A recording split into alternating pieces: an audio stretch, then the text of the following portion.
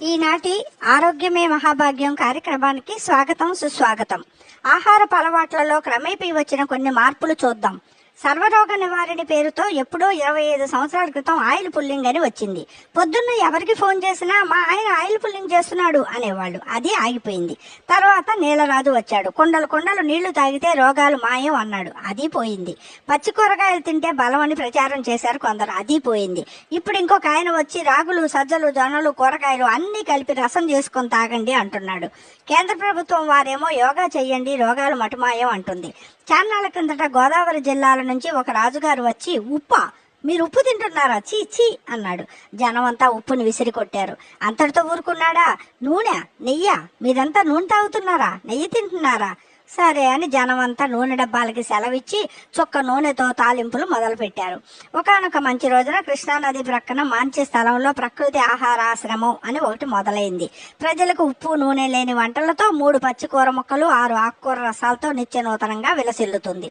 సరే, ఇది ఇలా ఉండగా ఇంకొక ఆయన ఎవరో రాగి చెంబుల్లో నీళ్లు నింపి చంద్రుడి ఎదురుగా పెట్టి తెల్లారా నీళ్లు తాగితే అసలు చావే రాదు అని ఘంటాపదంగా చెప్పాడు. ఇంకేముంది, కొట్లలో పడి రాగి చెంబుల వేట మొదలైంది. అలా వెన్నెల్లో పెట్టిన రాగి చెంబుల్లో నీళ్లు తాగుతూ ఉప్పు నూనె పులుపు తీపి లేని రాజుగారి వంటలు తింటూ 200 ఏళ్లు గ్యారంటీ అనుకుంటున్న దశలో మహారాజశ్రీ మాచినేని ఉద్భవించారు.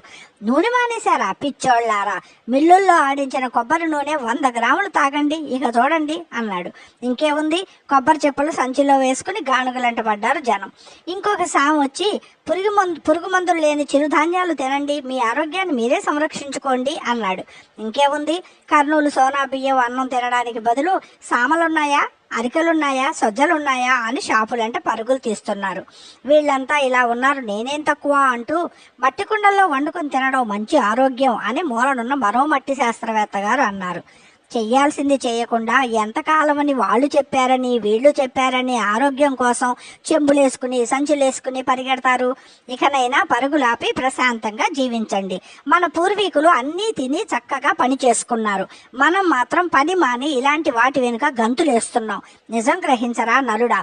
ఈ కార్యక్రమం ఇంతటితో సమాప్తం.